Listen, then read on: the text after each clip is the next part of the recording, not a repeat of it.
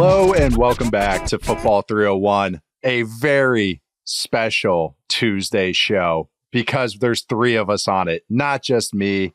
There's going to be two others to join. Not so much a recap of week 10, but I don't know what to call it, a in-between halfway point in the 2/3 poll, kind of a midway check-in on things that we're liking this NFL season, which teams that we think are actual contenders. That was our way to do a power rankings rather than do a top 10, which is limited to who we think are the contenders. Bottom teams, other superlatives we are going to get through on this show from the week 10 checkpoint of the NFL season. Like I said, it's a three-man weave, a very special three-man weave because we got the whole group here of three people. Me, Nate Tice, and first we'll go with the usual Tuesday compatriot, comrade, Mr. Matt Harmon. How you doing today, Matt? Nate, I'm doing great. Yeah, this is not really the midway, but it's enough data at this point to know what the hell is going on, sort of. And then the playoffs start. With yeah, exactly. That's how it goes. And the other to join us, it's their third member, but it's Mr. Four Verts. How you doing today, Charles McDonald? I'm doing good, but every time I think about mid-season stuff, I just get so mad the NFL took away the cleanest version of the schedule that we had. It was fine the way it was. Maybe not to Jerry Jones, who doesn't know where the damn sun is, but for all of us who like the clean 16-8, whittle it down through the playoffs, that was good. We had a clean mid-season part. Now we're like, is it week 9? Is it week 10? Is it Monday after week 10? Come on, NFL. Help us count. 7 playoff teams on each side. Yeah. That also isn't there. 14 total, so I guess that takes the that 3 and 7 Jets are still like reasonably in playoff contention. Got to do something about this. Yeah. Yeah, no, they're it's a little top and bottom heavy in the NFL this year. It's parity in a different way, I guess. It would have been a good year. It's like a lot of teams are like, yeah, we're tanking this year. I don't know if they actually are saying that, but not really the draft to be doing that, boys. Kind of seems like the draft that we shouldn't be trying to get one of these top picks, but that's probably for another time. Well, actually, we're going to predict our bottom 3 teams who we think we're going to have at the end of the year, but we're going to start with our shortlist contenders. This is our shortlist contenders. Our short list of contenders. This is the teams that we think can actually win the Super Bowl. Whether you think they are Final Four teams, whether they make the Super Bowl, teams that we actually think right now after week 10 actually have a shot to win it. And, starting to see flies drop off, teams drop away as the season goes along. Naturally, it's how it goes. But Matt, I'm going to start with you.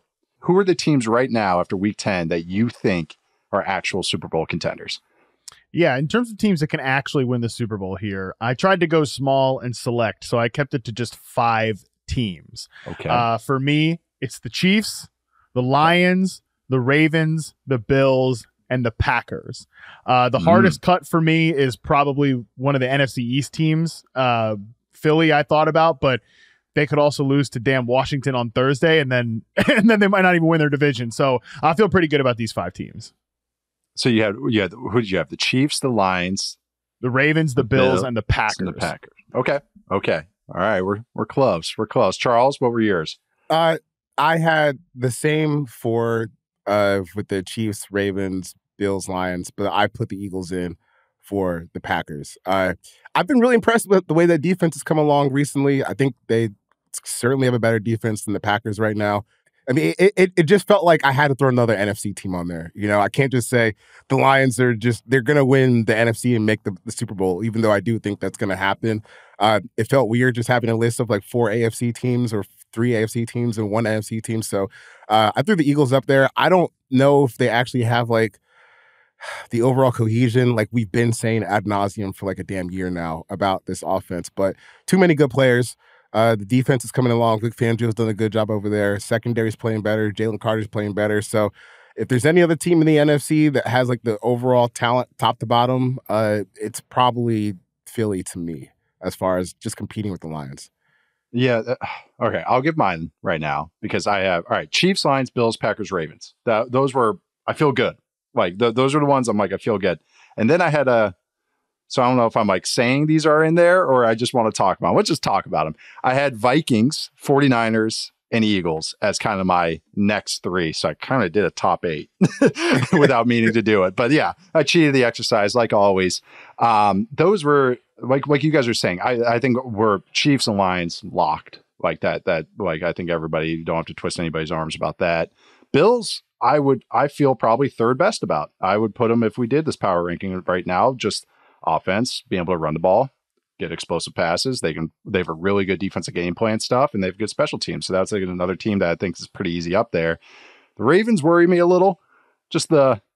I almost dropped them, but then I was like, I don't know, this offense is a juggernaut, and it's like they can stop the run at least. Just pass defense is a little shaky, but hopefully cold weather can help that out once the playoffs start, and maybe some windy days can make that maybe a little bit more limited.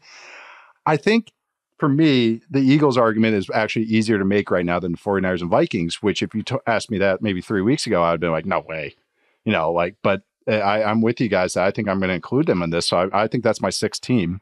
And with the Eagles, just that they're figuring out the run game. They're figuring out their offense. They're stripping some fat from it. It's nothing sexy. Everyone's acting like it's a new offense. They just went under center a little bit more and ran the ball. But then I think I'm really just trusting this defense so much. And that's really made me feel a lot better about the Eagles, that I think this is a top 8-ish defense, maybe even better.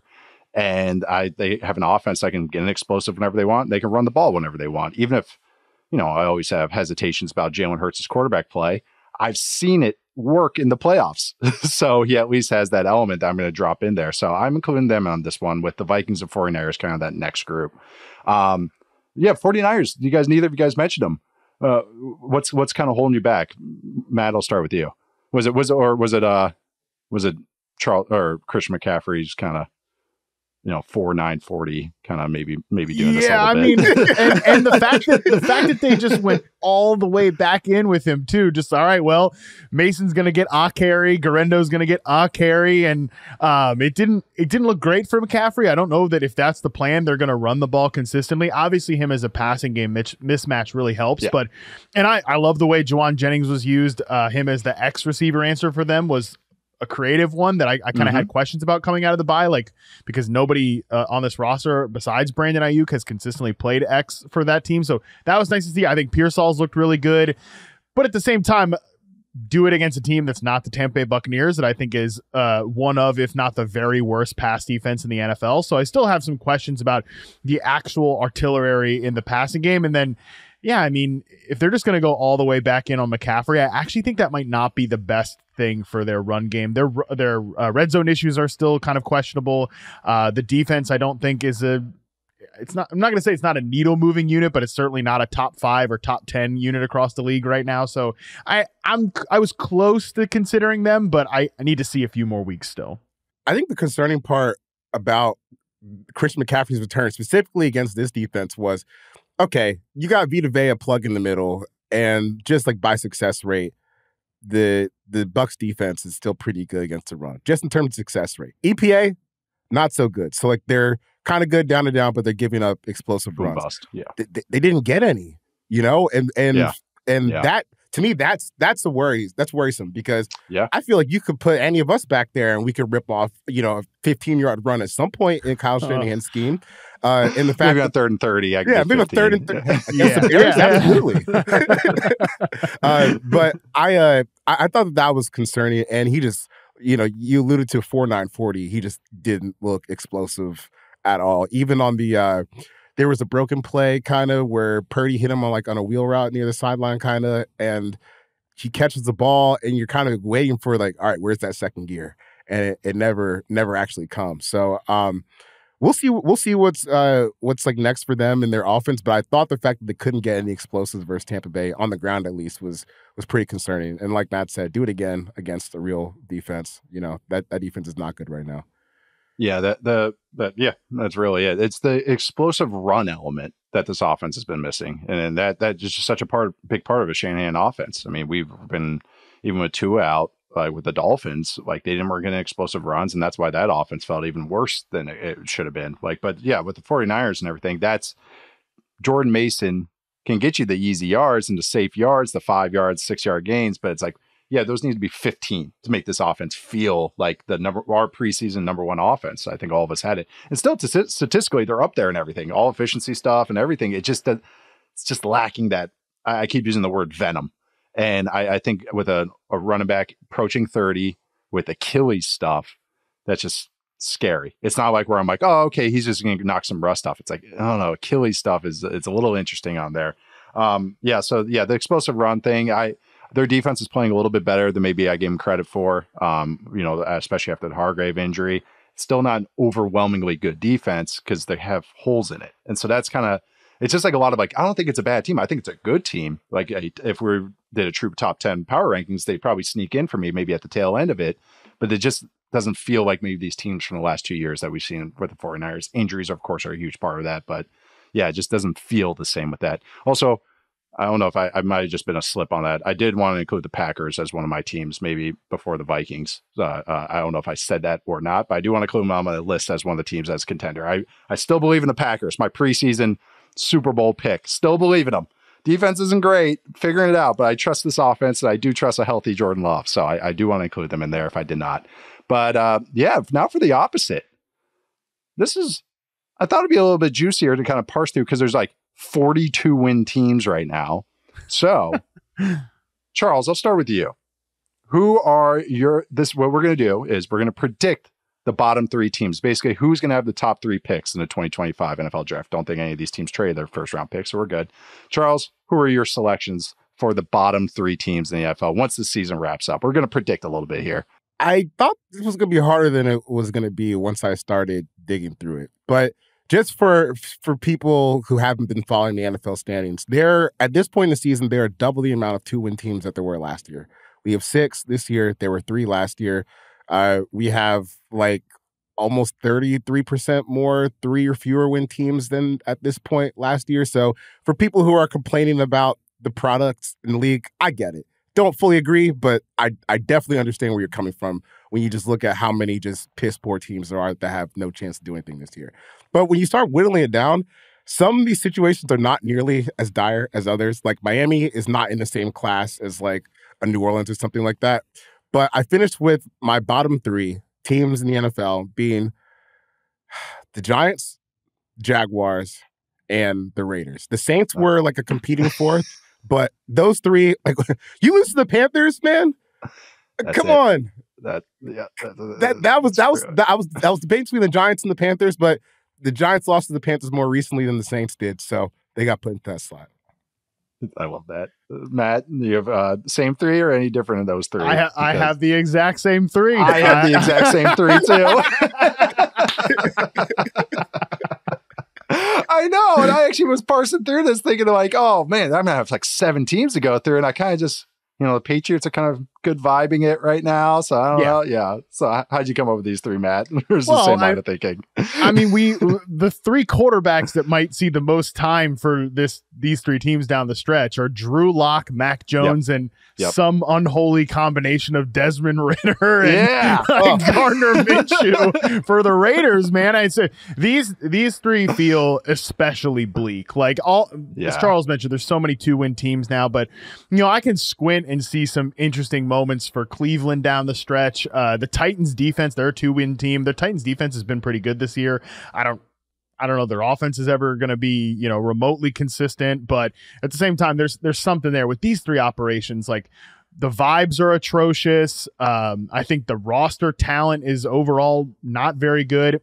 And really, it just comes down to quarterback play. Like people have feelings about Trevor Lawrence and, whatever. Okay, well, let's see what Mac Jones does in the how many targets can we get to Evan Ingram offense every single week. So, yeah, I think these 3 situations have a chance to get a lot worse before they get better, especially New York, man, because I contend that if Drew Lock's little few drives he had against the Eagles, like that was 3 weeks ago, if that was even functional football, he would already be starting games for this team right now. So that's probably what they're going to do out of the bye. They're going to bench Daniel Jones. They're going to come out like when Schefter's tweeting the injury guarantees and the coach is saying we're evaluating things. When we drop the E word, like they're gonna make a quarterback change. And I don't even know if that makes anything better for a team that does have some interesting young offensive pieces, but just feels completely like floating in the wind at this point on offense.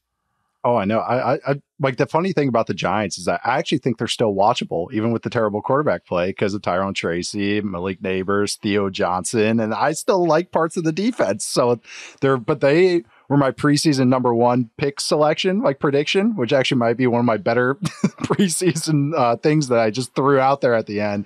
But I had the same 3 teams for everything you guys stated. The Giants are going with the Drew Lock experience. I know what that experience is like. That is, I don't think he even knows what play is being called. That's an upgrade. I'm telling you. The first play of preseason was they try to run the simplest play in football, 2 mirrored go balls on either side, and he misread it. Because they were trying to get a Malik Neighbors, like Paul Christ used to call him a booster play. You know, it's the plays that you run for the boosters to give you money. And like he was trying to do the Malik Neighbors touchdown first play preseason, you know, like that. Drew Lock doesn't even know how to read it out. I'm like, oh, it never changed, my man. You know, like I think Daniel Jones is the opposite. I bet you he's amazing on a whiteboard. This has always been my thing with Daniel Jones. Amazing on a whiteboard. Like, oh yeah, and I'm hot here, and okay, yep, I go 1 to 2 to 3. As soon as the ball's snapped, that just goes out the wayside. As someone that whose brain operates the same way as a quarterback, I can except I'm not as talented or as athletic as Daniel Jones. I actually can understand what he goes through. And then you're getting Drew Lock, which is just the complete opposite. Has no idea what's going on. He's going to chuck it though. So maybe you get some fun plays. I don't know, but I think the vibes there are iffy. You know, just even watching that defense kind of give up a 3rd and long, you can see them shrugging their shoulders at times, even though they have some fun pieces and everything. Yeah, man. But just looking at the rest, I mean, we're on Ritter reps in Las Vegas. I mean, North Turner's back, so that's fun. Yeah. So we got North Turner and Desmond Ritter. If you told me that a couple of years ago, I'd be like, hell yeah. And now 2024, we got North Turner and Desmond Ritter. Okay. All right. Yeah. We'll see how this goes. We'll see how this goes. Neither guy was in the building like 2 weeks ago. No, so. Neither one. That's what you want. Your play caller and your quarterback and your best player they shipped off. Well, Brock Bowers is fun at least. And then the Jags are the Jags. The Mac Jones. I mean, he over celebrated, I think, on that first touchdown. He wore himself out. I don't think his cardio is too great right now. So but that is just, I know how that's going to unfold. I mean, that's a listless zombie team right now. I actually was just even trying to parse through some of the other teams. Like you guys mentioned the Titans. I think their defense is just too good. And I just think they have too many vets. And like the offense is doing some stuff that's not, I mean, it's just up to Will Levis' brain, I guess. But at least they're not like terrible. You know, they're just bad. If there's a difference. There's just that little small difference at the bottom here. Browns just have enough competency. Patriots have great vibes right now, you know, with the Drake May experience. I'll talk about Drake May at some point in the future. I'm just sitting on it for now. Saints, same thing. Get maybe Carr back. They got the backup or the interim coach bump, but I don't know. Saints could go either way here. And then Jets. Yeah, that's maybe the Cowboys could be a sneaky one. Yeah. And they take Ashton Genty at number 2 overall or number 3 overall. You know, I could see that. That might be a path I want to build. Maybe that's a fan fiction I want to manifest a little bit happening in Dallas. Because what are Ashton Genty's thoughts on the sun and the moon? That's what we need to know before we draft him to Dallas. He thinks he is the sun and the moon. Oh, I mean, fair enough.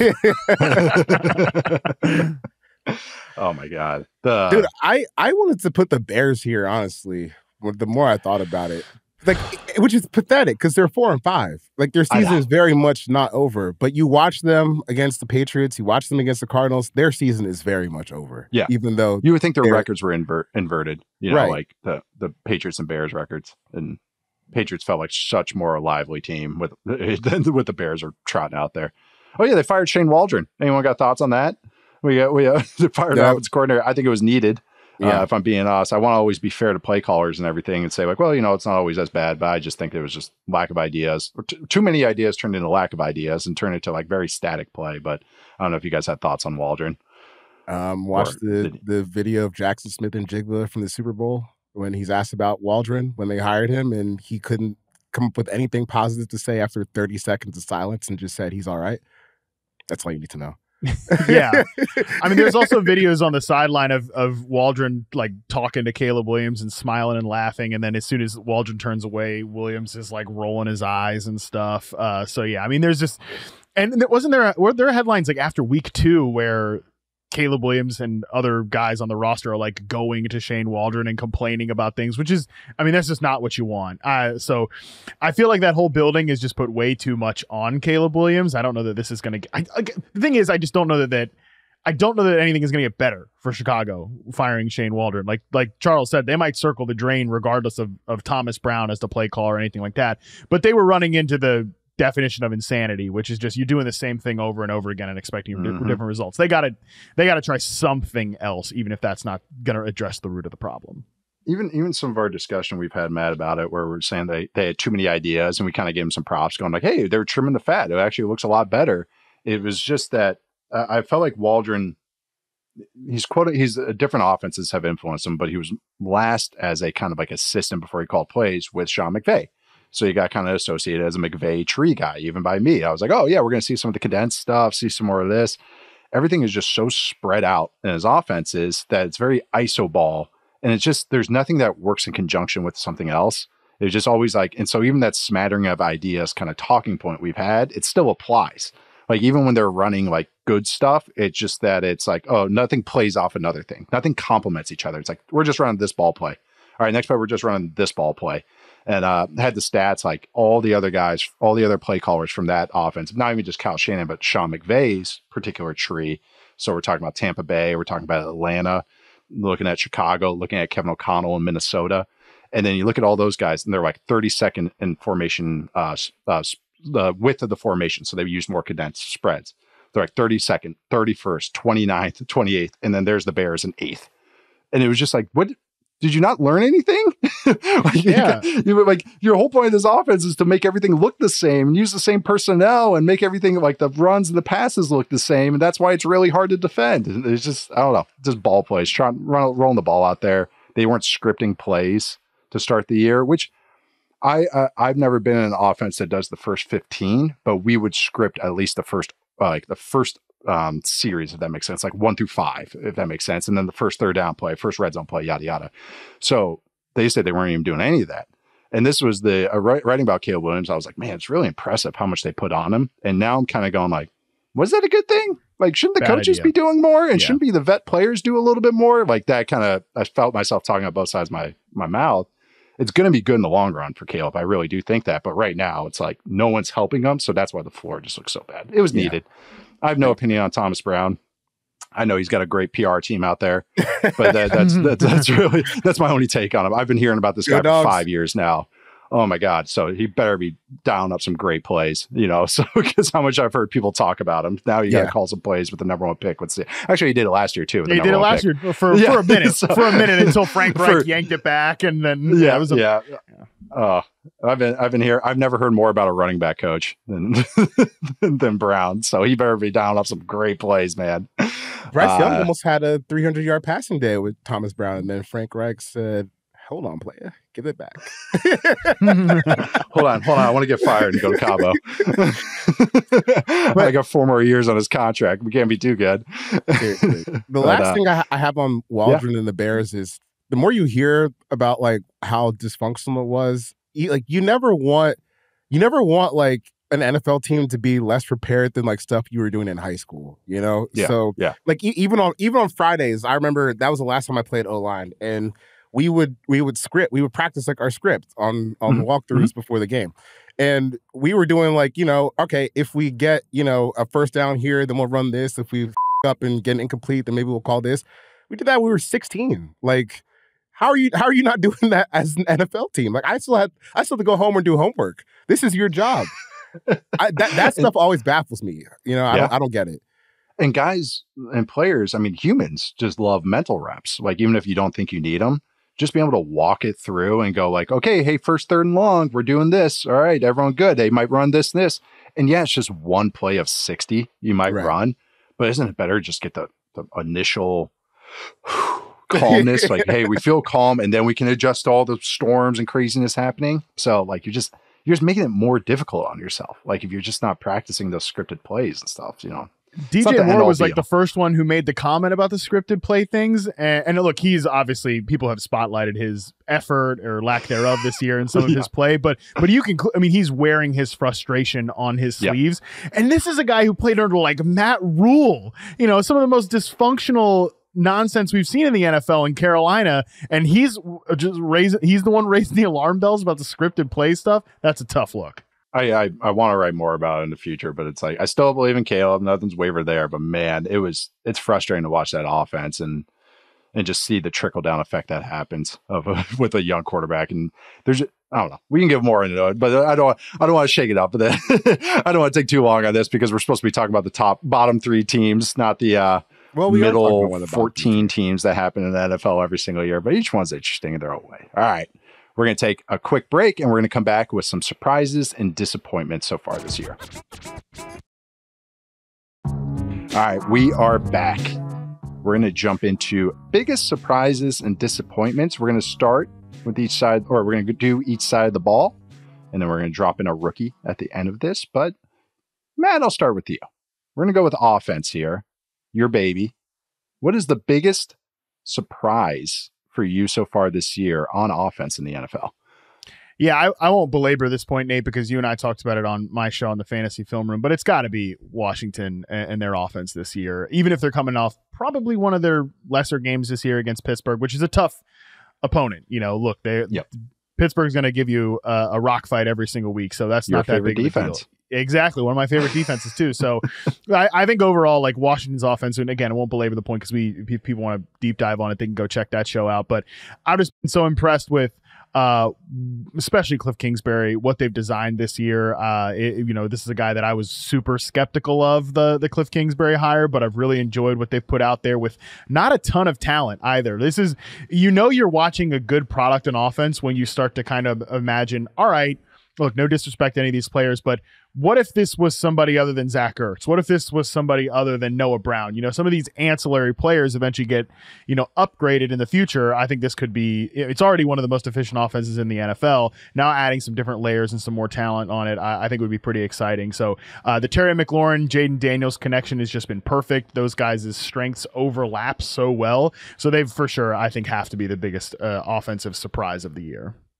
Yeah, I had the Commanders for offense positive too. I don't think that there's any other shining beacon than what they've been able to accomplish. I mean, shoot, I thought that they were going to have the first pick and Dan Quinn was going to get fired. Same. That's just, I mean, there wasn't like out of the realm of possibilities though. Right. Like that's what's crazy. It's incredible. It was incredibly wrong. And when you look, but honestly, when I look back at Cliff Kingsbury's, I was sharing them with you the other day.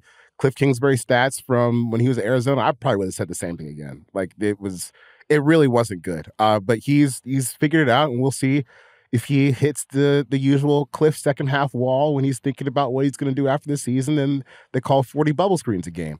But for now, it's all working, and they're one of the best offenses of football out of nowhere. So I think that's obviously got to be the biggest offense surprise this year. I still, on the flip side, like as far as disappointments, Jets offense, I just thought that they would just click better than they were. I know that it's a bunch of old guys, a bunch of, guys who haven't been good maybe in a while, or guys who've been banged up, but I just see the name power, and I still believe in some of the individual players, but it never came together. And I actually found it to be a little disappointing because, you tell me there's an offense with even Aaron Rodgers at this point, Garrett Wilson, Devontae Adams, Breece Hall, like shoot, that seems pretty exciting to me, and they're just not.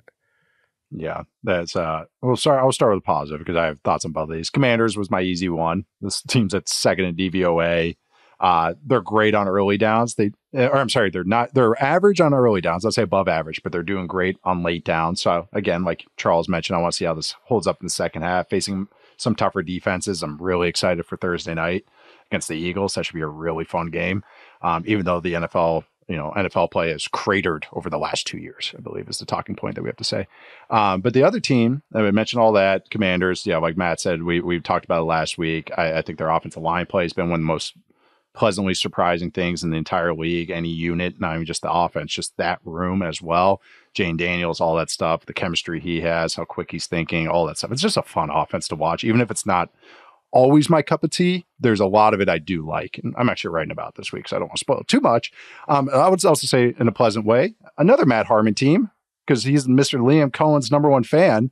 A little bit the Bucs. I was optimistic about the Bucs. Like I was. I thought this offense could be sneaky top 10 because I just like the coordinator. I thought the offensive line improvements. Doesn't matter who's getting banged up. Matt's pounding away on this. They just keep stepping up, keep calling good game plans, keep staying in. I mean, they're facing heavyweight teams, and they're not really tanking. Like, other than the Broncos game, which was kind of a wonky game, like, I mean, they're in every game. That's when they're fully healthy. I mean, it doesn't matter. Chris Godwin, Mike Evans, all these guys getting hurt. Like, now it's worse.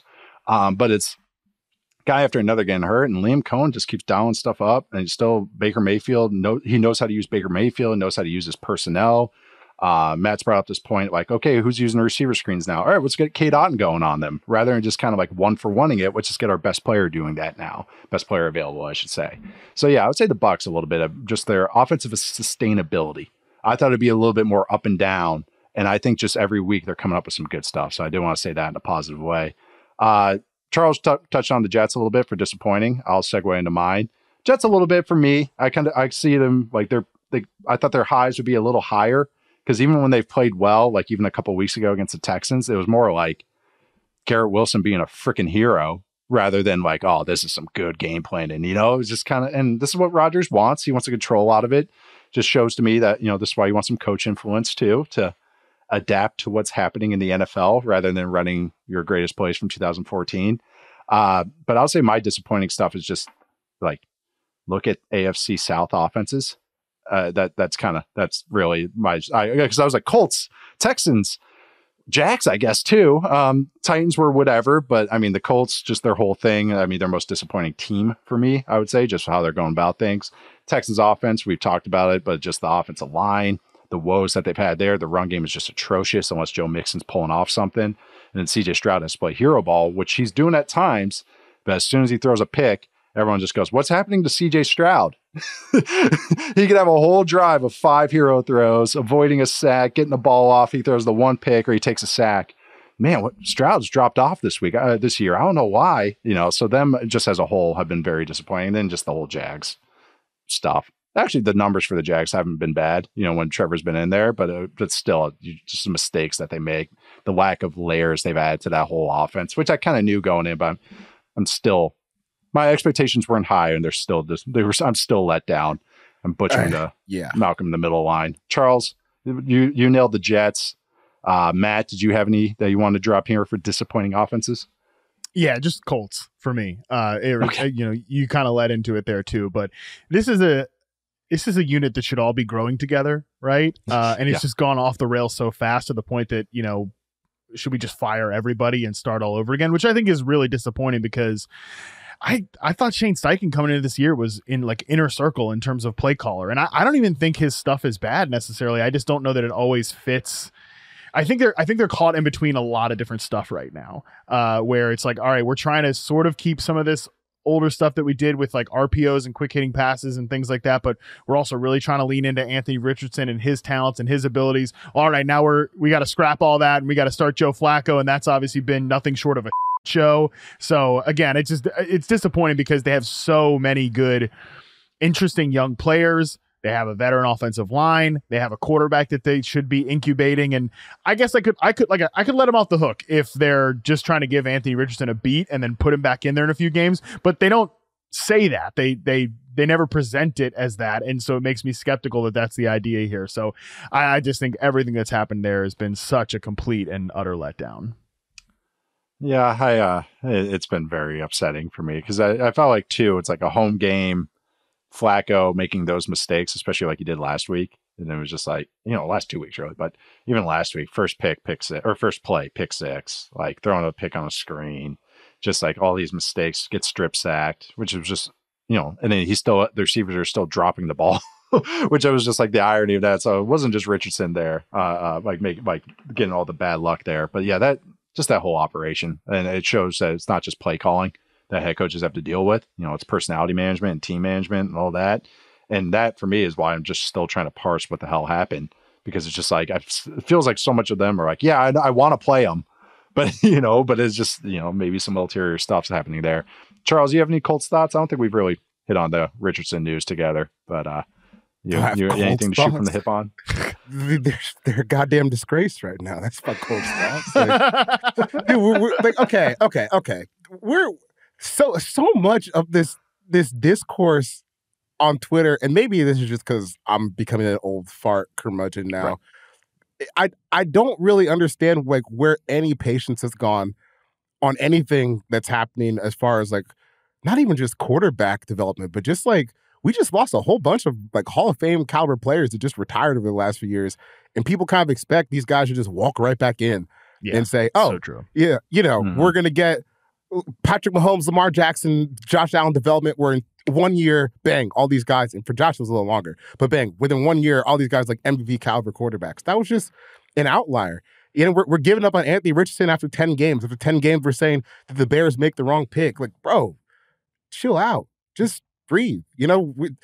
These guys are so young. They're so early in their careers. It's going to take some time. And just like the week-to-week back and forth, I really want us to just kind of get over that because half of y'all aren't even watching these games in the first place. So let's be real. And I know none of you guys who are out here is calling Caleb Williams terrible, which he didn't play great on Sunday. We're out here actually watching Bears-Patriots. I wouldn't have watched that if that wasn't my job either. That was boring as hell. But we still need to have a little bit more just overall sense and decorum about this. And I think that expands past just like, some of the young guys, just being able to look at things with a little bit more context. Like that Jaguars-Vikings game was horrendous. But look at what happens when you pull Trevor Lawrence out the lineup and put in someone who is like a replacement level quarterback. That should give you some level of thought to how good Trevor Lawrence actually is. But, the first time he throws a pick when they have a new head coach next year, it's just going to be, oh, bust, he sucks, because we are the ones who called him the generational prospect, can't miss, #1 overall pick, when I never heard Trevor Lawrence say that. I never heard Caleb Williams say that. Reckon with yourselves, people. Yeah, we got to have a lot of it. Like we got to have a conversation about this player.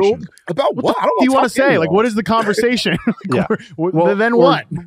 Do that for the rookie left tackles.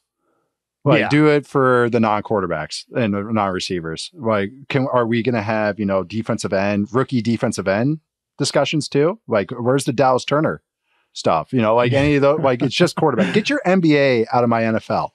Like, get your NBA brains out of my NFL. Like that's why I just want to yell at people. It's like, not only these guys are stars that you can look at, because it's like just looking at box score stats and going, well, in NBA, it's a lot easier when a guy goes, 9 of 20, and scores. Like, we can just look at the box score stats and go like, oh, he scored 30 points. That's easy. He hit this many threes. That's easy. He hit 5 blocks. That's easy. But you look at the NFL, if a guy throws for 175 yards and you say he was good, people go, like it's just the craziest thing you've ever said. It's just like, well, that's why it's context. Like, not every yard is built the same. You might see the most impressive 2-yard throw of your entire life, but it's just 2 yards when it's in the final box score. Even it doesn't matter what anything else happens. But yeah, we've all just aged 5 years. I know. The other thing I've noticed too, and this is even commentators, I've really noticed that on a lot of passing plays, everyone's looking downfield and doesn't acknowledge what happens in the pocket when a quarterback's throwing the ball. That's something I've really noticed as an epidemic. I would even say a pandemic going on, is that a guy throws the ball, man, CJ Stroud was just off on that throw as he's getting like whacked in the knee. Yeah. I saw another one. Someone had one. God, it was a night game too. So I'm just trying to think. The funny part about this is that you can't even see downfield on half the broadcasts. Yeah, for real. The only thing you can see is a damn pocket, and you like. Yep. I know it's football purist guy, but like, you actually do have to watch the film. This is why, like, I've largely just like stopped tweeting about quarterbacks on Sunday because Caleb Williams, when I'm watching it live, it looks like crap, but I know they're extenuating circumstances. I can only see 6 players on the field at a time on each side. Yeah. So what are we doing here? Seeing you guys get gloved up, you don't see that happening out on the field, or see running back, or that's another thing, protection rules. Running back misses one. Oh, offensive line sucks. Well, DeAndre Swift's supposed to take that guy. Like, that matters too. But all right. That was just the offensive side. Let's get to the defense. So we're going to biggest surprises and disappointments for defense, because we already just tied a nice bow on the offensive side, I guess. All right, Matt, biggest surprise so far on the defensive side of the ball. And I mean this in a positive way. Yes, because I got a lot of thoughts about a negative unit. But for me, for sure, it's got to be Chargers defense is the biggest surprise, because I know that some people hate this about me, but I don't watch college football during the season because, I try to have sorry fellas, I'm happily married and I like to have, a day of my life that isn't dominated by a sport. But so I don't watch a lot of college football during the season. Charles is disgusted with me over there. That's why you skip work in the middle of the week so you can watch football on Saturdays, I'm not commenting on that. So I don't watch. So I wasn't super familiar with Jesse Minter or any of that stuff, but obviously watched a little bit when I was watching receivers go against, and always generally impressed with Michigan's defense and everything like that. But still, the depth chart wasn't exactly like, all right, yeah, we're littered with a bunch of dudes here in terms of the LA Chargers defensive depth chart, but I've just really enjoyed everything that they've put out this year. So fundamentally sound. They play a lot of coverage. They're really good against the run, despite not dedicating extra resources to stopping the run. I'm really high on this team overall, period. But defensively is the area that they've surprised me the most. So they're definitely my biggest surprise. That's a good one. Charles, what about for you? I was gonna do Chargers as number one, but I think I'll take the Eagles too. As a surprising unit, only because it started to look like last year in Miami, maybe Vic Fangio had kind of hit the wall, and hey, the game passes everyone by, but I don't think that was true. Or what we're seeing this year obviously isn't true.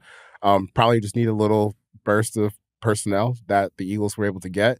Cooper DeJean's had a great season. Jalen Carter's coming up. Like I said earlier in the podcast, they just look like a really cohesive unit on defense, which if you were looking at it just, around this time last year, didn't really seem possible. So I always find like the year-to-year improvements, like with boosts that big in the Eagles, Chargers, to be really impressive. So just give a shout out to Vic Fangio and the Eagles, because I think what they're doing actually gives them a chance to contend in the NFC more so than the offense, because we already know the offense is good. But if they can, play defense in a way that will buoy some of the, inconsistencies that come with having Jalen Hurts as your quarterback, then they have a real chance of going to run. Yeah, these are both good ones. Chargers right now are 8th in DVOA. Eagles are 7th. Chargers are 3rd in combined success and explosive play rate, sex rate. Eagles are 2nd.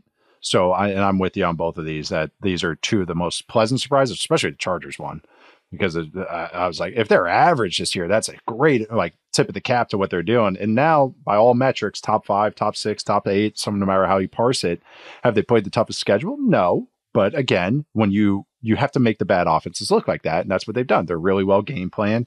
They have more horses than you would initially think, even if some of them are graying horses, some older statesmen out there, but they have some young guys really stepping up and playing well. It's not a perfect defense as far as personnel wise, but they're making the most of what they got.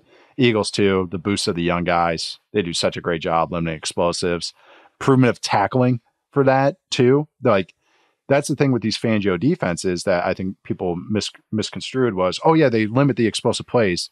Well, if you're going to allow a lot of underneath passes and runs, you got to tackle, because then you don't want those 4 and 5 yard gains to turn to 15, 20 yard gains. That's how you become the Chargers defense under Brandon Staley the last couple of years. It was like, we're going to play too high.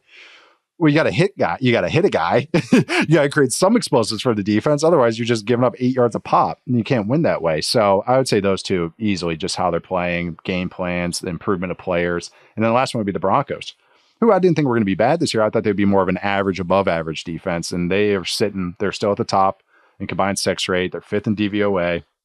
Another defense hasn't played a ton. They're about to go through a slate of games, though. But I just think that, even just watch the Chiefs game last week. They're going to make it tough on a lot of teams. Their offense is getting it together too. But yeah, that Broncos defense has been a nice, pleasant surprise. And honorable mention for the Lions. They're actually becoming a good unit, a legitimately good unit. They're 3rd in DVOA, 13th in combined sex rate. So they're sitting up there too as that kind of top 10, top 12-ish unit, which has been a nice surprise too. They need it. But that's why they're so good. Disappointing though. I don't know who I want to go with. Matt, you said you had something juicy here. Who's your most disappointing defense? I have an easy one, but I want to hear yours. Oh, I don't know if it's juicy because it's kind of obvious because they're a pathetic defense. But when you look at the bottom 5 defenses in terms of EPA per play, it's Jacksonville. I can see that. who's playing, even if people like Ryan Nielsen, who's playing on the back end for them. Well, yeah, nobody does anymore, but he got fired from my short list of props of praising. The Panthers are down there. That one's obvious. They don't have any good players, and then they lost their best player in week 1. The Bucks, even if people respect Todd Bowles, they have issues on the back end, and they've always been pretty bland and vanilla at this point, like veteran quarterbacks in ripping apart. Bengals, none of their recent defensive draft picks have really hit. So like all those are, I could have seen that coming into the year. The one that's really surprised me is Dallas is down there too, and that's my biggest disappointment because I mean it's their defense is humiliating. I mean, and their offense is probably trying to catch up now at this point because they're playing Trey Lance, who looks like he doesn't even know how to play football.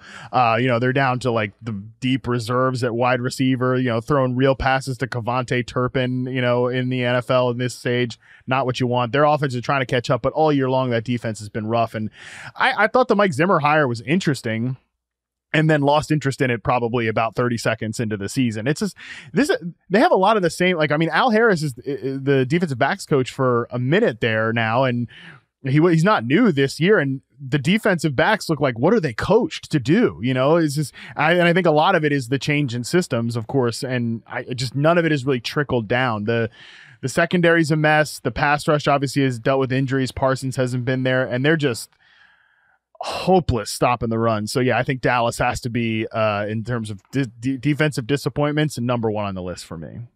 Yeah, you kind of hit on both mine. Cowboys and Jags defenses for me, and they're also going to be another superlative that we're going to get to later. But those are mine as well. But Charles, what about you? Most disappointing defenses so far? I'm pulling straight from the Stephen A. Smith playbook here. Ryan Nielsen, how dare you do this to me?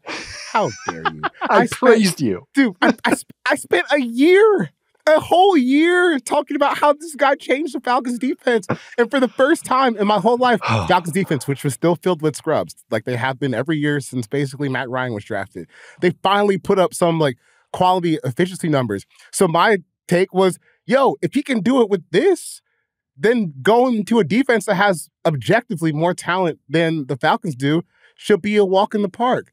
And they've been horrendous. Like, and I know that they run a whole bunch of man coverage.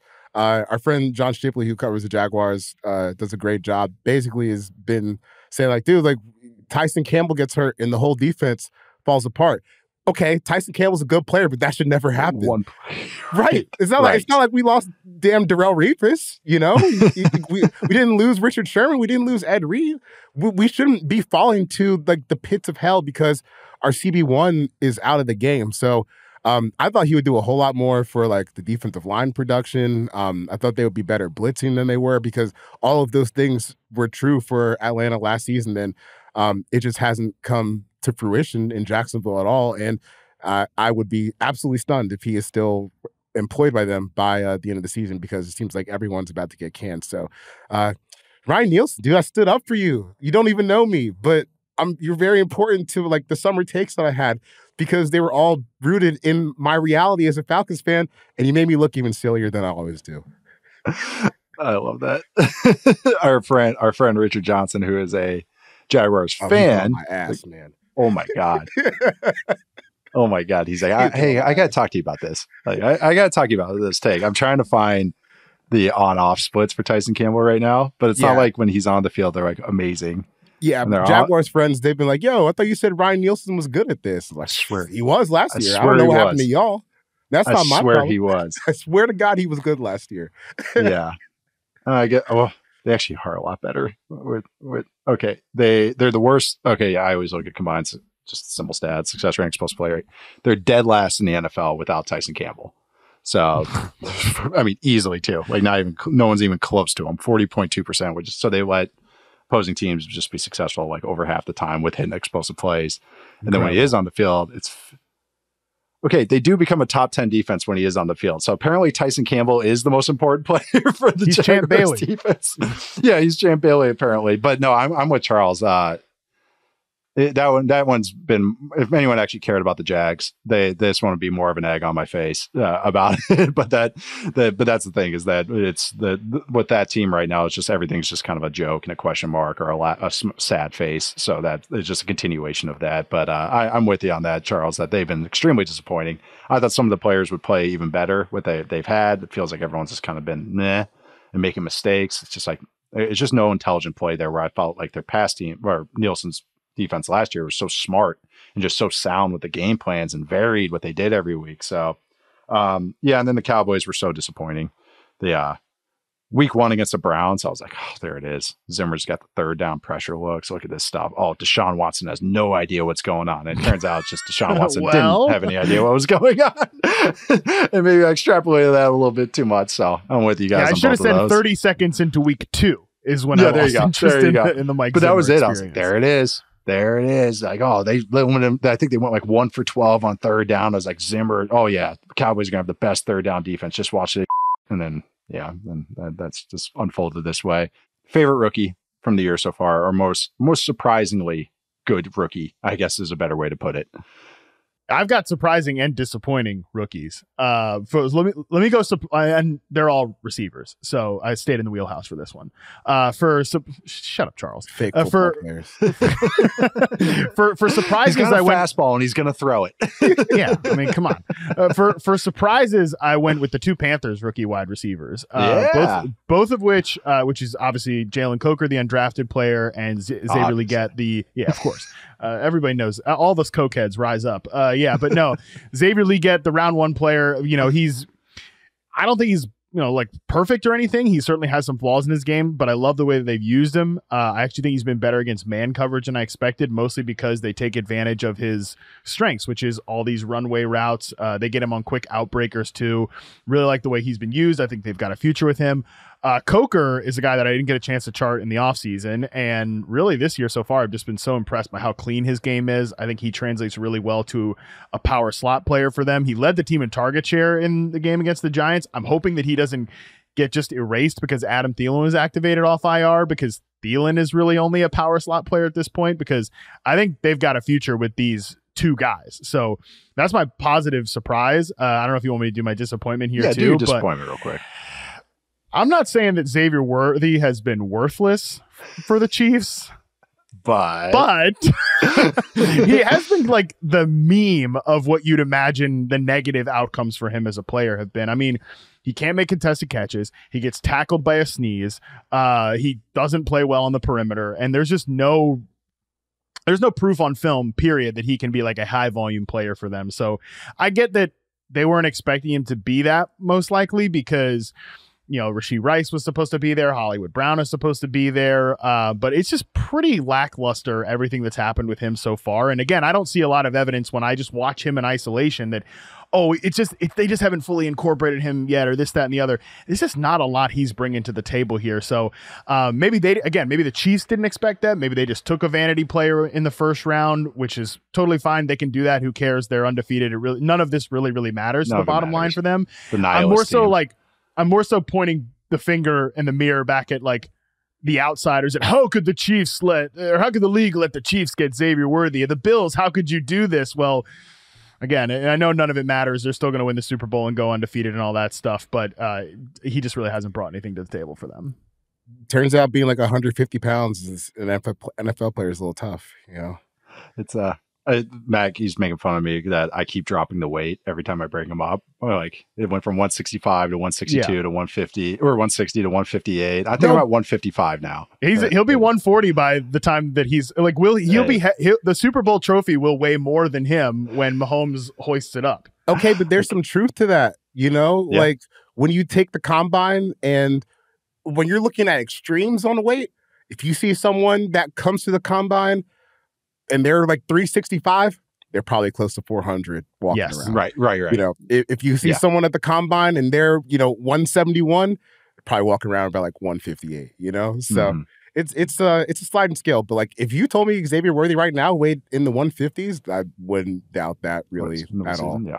Which is just objectively. It ain't making him any faster either, because I've seen a lot of just like go routes where he's completely, the corner is step for step for him. So 160 shows up more than 421. every single time. But that was always my argument against Worthy, other than stuff you bring. Well, stuff you're bringing up is one of them, but also it's a replaceable skill set. Like it's a skill set. I can find a fast small guy in round 4. Like you can find guys on early day 3 that can be that role.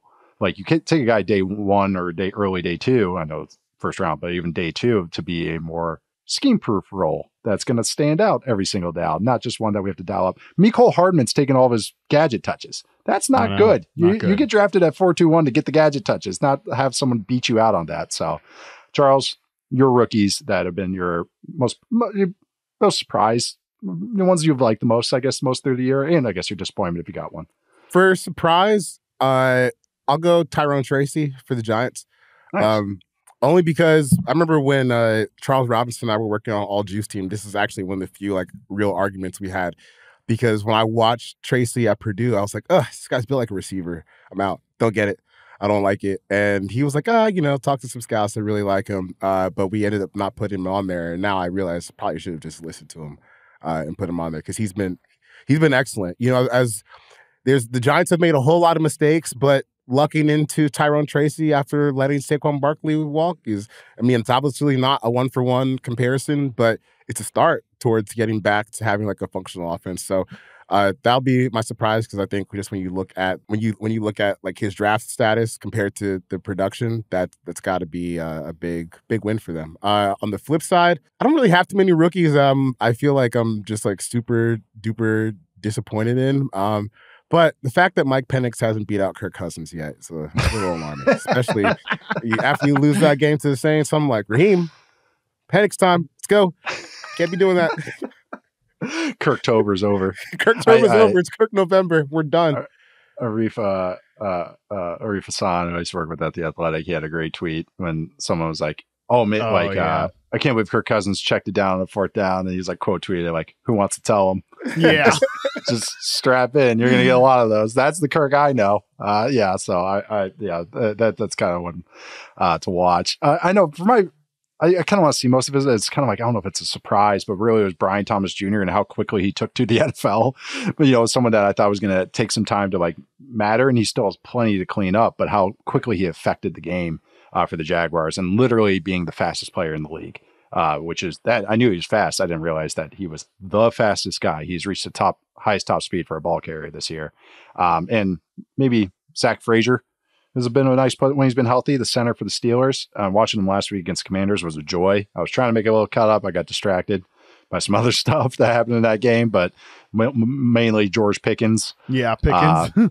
Trying to eat the face off Mike Sandstrell from the Commanders. So that would be one. But Zach Frazier. And then the Eagles rookie defenders. Cooper DeJean and Quinyon Mitchell have been pleasantly surprised about how quickly they've impacted the game. I like both of them coming to the draft, but very disappointing. I don't know. They're rookies. That's kind of how I always go about it. I would say, I don't know if I'm disappointed in anyone particularly. I guess maybe some of Roman Dunze's kind of detail. I thought he would Jalen Polk, I guess, has been disappointing. Polk, that'd be another one. Oof. Speaking of Washington receivers. Yeah, I would say Jalen Polk's actually been disappointing. So I will say that just because the stuff he's struggling at right now is what I thought he would be cleanest at. Dirty work, good hands, good ball skills, and see his it was some of it's confidence related, which is a rookie thing, but I also thought that he would kind of be a little bit bulletproof from that. But we're seeing him pick up. They dialed up a touchdown for him, but maybe Jalen Polk a little bit because I thought he would just kind of never thought he was going to be a star, but I thought he'd be useful right away. We're going to get to there, but yeah, maybe he's disappointing. All right, so now we're going to take our last break, and then we're going to come back with a couple more superlatives to wrap this up. Okay, we are back with Football 301. We are going to wrap this up we'll start with our favorite thing that we've watched so far this year, our favorite thing to watch so far this year. Charles, I'm going to start with you because you smiled when I said this, so I feel you got a good one here. I couldn't help but come up with my brain is just wired to troll sometimes. So the answer that I came up with was basically watching Antonio Pierce fumble his way through this year, one press conference at a time. Started off with the preseason quote where he was like, So- bro, paraphrasing here, but he was like, bro, I don't know who's going to win this damn quarterback battle. I wish they both play better. We'll see what happens. Then you're flip-flopping. You're getting upset throughout the week. Yeah. You go into the bye, right? Yeah. You fire, what was his name? Luke Getsy, who they fired? Yeah, right they before fired the the bye. offensive line coach and quarterback and offensive coordinator. Right before the bye. And then when he's asked about, like, what's next, he said, like, basically, I don't know. You come back. And we're not practicing during the bye, he also said. We're not practicing during the bye either. And I've long come to the conclusion that Antonio Pierce doesn't actually want to be the head coach of the Raiders. Like, it's cool, like, having like the title head coach of the Raiders, but actually being the head coach of the Raiders, I don't think is something he's all that interested in. Which gets to my next point of just randomly, oh, here's Norv Turner. What? What? Where did that come from? So I just think the whole path of Antonio Pierce from being like Herm Edwards' right-hand man in terms of just nuking Arizona State's football program for a few years. Then he just gets a show cause for 7 years, 8 years. Yeah, dude. Longest ever. Then they both just jump back into the normal jobs. Like Herman's like, oh, I'm back on SportsCenter. Antonio Pierce gets to go be an NFL coach. And he just keeps rising through the ranks despite never actually doing all that much except just beating up on crappy offenses in the second half of last season. They have no direction. They have no guidance. And he's showing that in their press conferences. And I think like the unprofessionality of it is like breathtaking and actually really, really entertaining because you never know what he's going to say, but in some way he's going to be conceding defeat before things actually even start. Hey man, he's getting advice from Marvin Lewis and Tom Coughlin. You know, they have like 40 ex-head coaches on that staff. My dad's right down the road. Maybe they should call him. You don't want to do anything. So if I didn't want to be a head coach, I would also hire 40 former head coaches. Hey, can you come up with so much about head coaching too? And this is kind of taken away, but just inside baseball, inside football, is so much of it is just scheduling. And this is what Nick Saban got a lot of praise for about how clean his schedules are. So he would have stuff a year out planned in advance. Like if we win this game, this is going to be our schedule. And I know that sounds silly, but it really matters because there's so much military with football and so much about like scheduling and organization and practices and meetings and all that. And I do want to share a quick little backstory. A quick little thing I heard was that Antonio Pierce changed the practice schedule because he's not a morning person. So he like bumped practice to the evenings not because of heat in Vegas, because they have an indoor, but just because he's not a morning person. So he shifted the entire schedule to practice in the afternoon and the evenings. That's something I heard through the grapevine, but that Charles just talked about unprofessionalism. So that's a little bit of this. This was supposed to be a good thing. This was favorite thing to watch this year. No, but this is my favorite thing to watch. Antonio Pierce's press conference.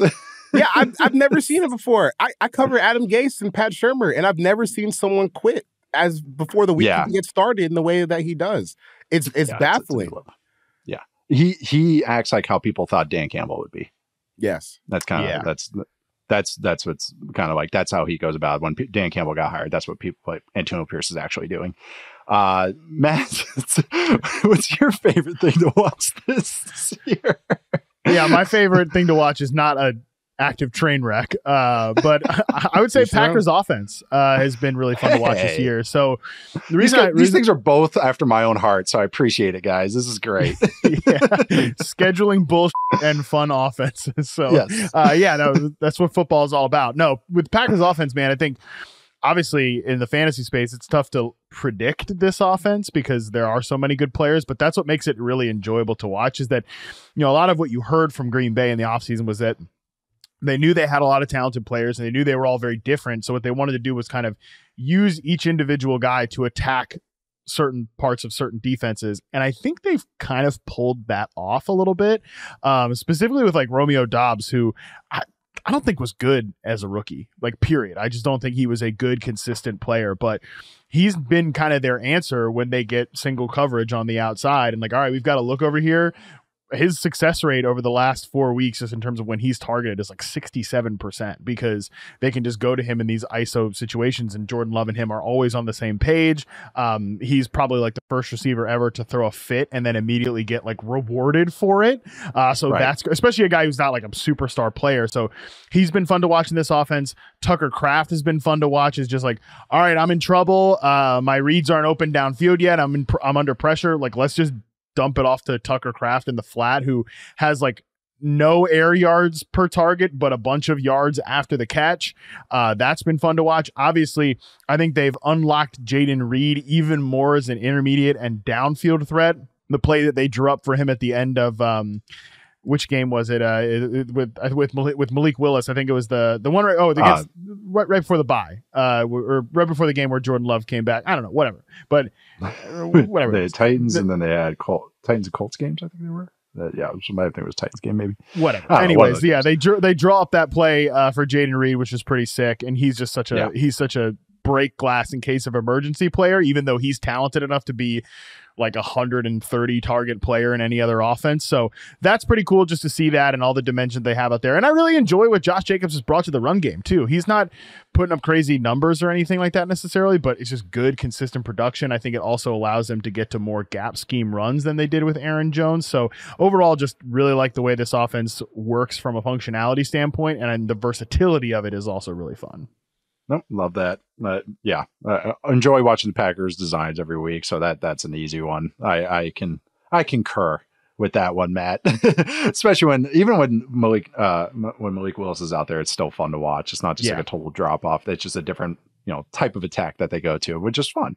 They just go to high school ball. They just go to high school. That's ball, it. Which is fun. It's the swing tee. Not the wing tee, it's the swing tee. That's how I like to look at it. But yeah, and then Jordan Love, I love watching too. And so yeah, great call. Their designs are so good.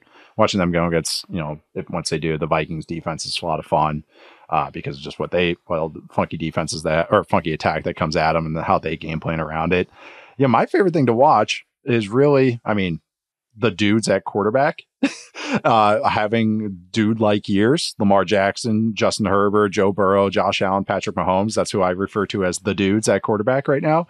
And watching them all excel in different ways this year. It's been just fantastic to watch, and watching them just all kind of reach this new form. Weird, quarterbacks, when they reach their prime, get better.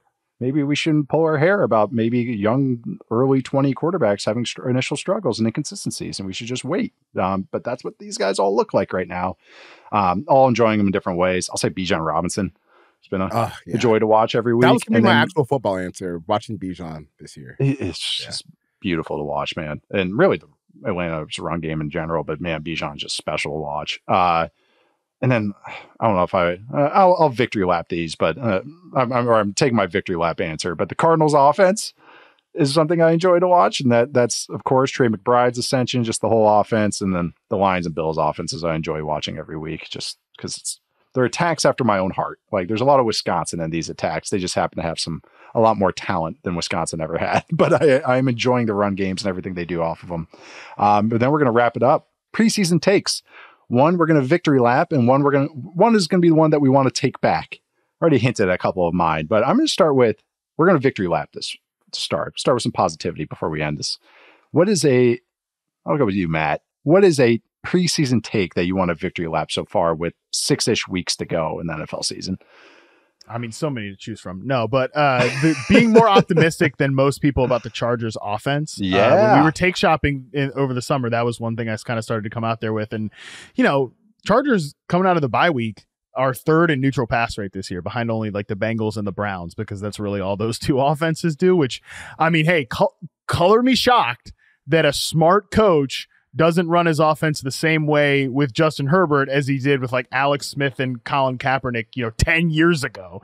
So pretty wild stuff. But yeah, I also think these players are pretty good. The usage for Quentin Johnston has been so nice to see.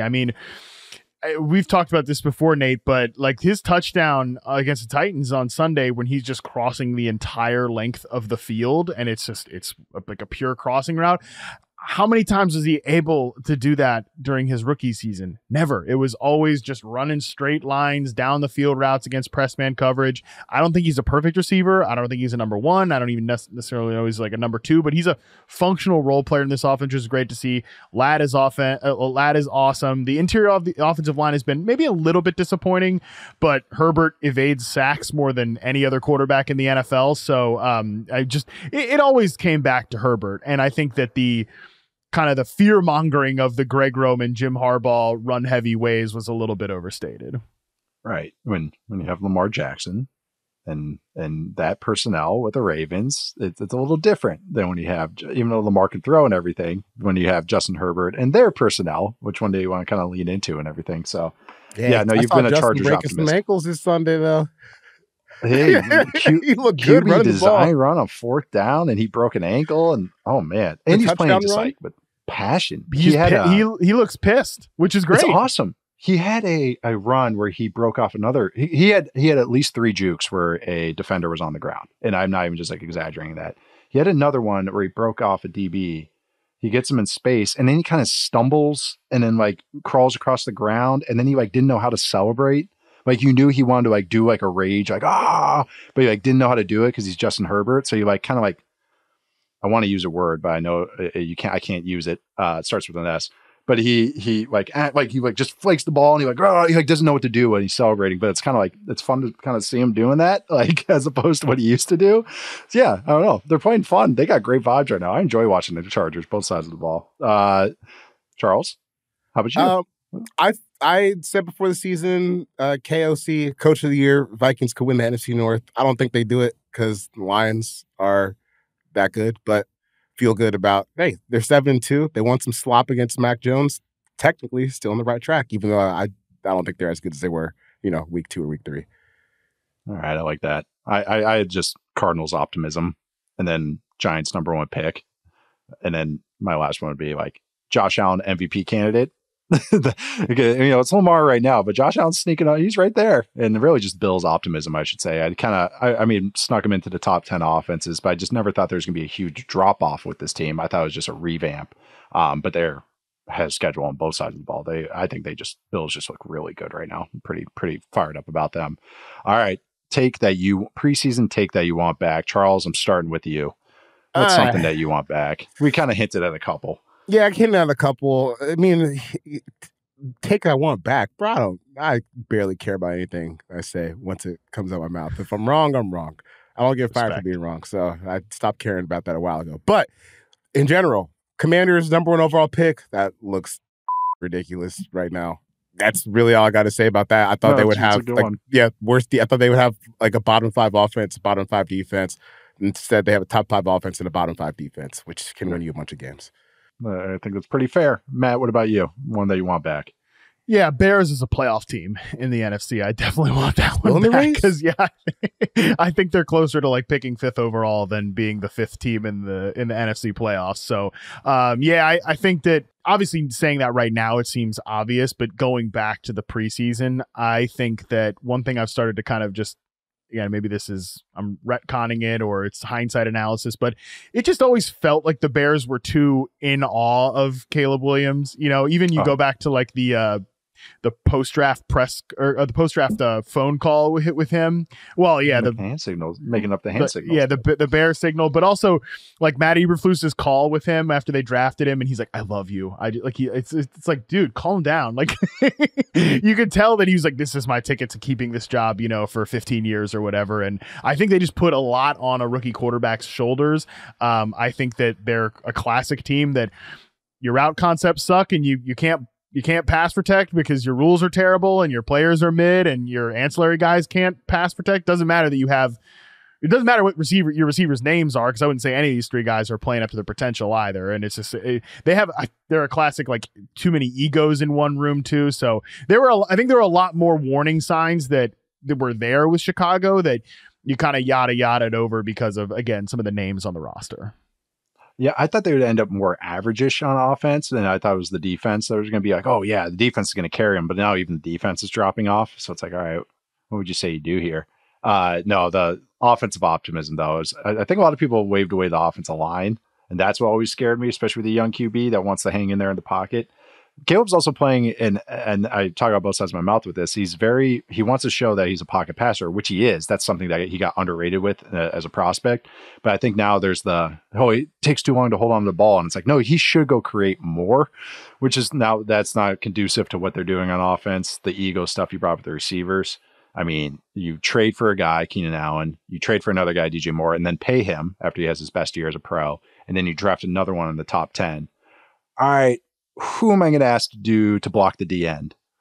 All right. How about block on a screen, Keenan Allen? Yeah. I mean, oh my God, Keenan, that was so bad. And that one, oh God, yeah, that one too. Like just the details of everything. So, I understood some Bears optimism, but I just, this is just not the way it should be going. They should be ascending right now, and they're kind of dropping off. Obviously, when you fire your offense coordinator. So yeah, speaking of that, Brett, let's talk about benching a guy and maybe not going the way we expected. For me, is the Colts. That's the preseason take. I'll just say Anthony Richardson optimism and Colts optimism.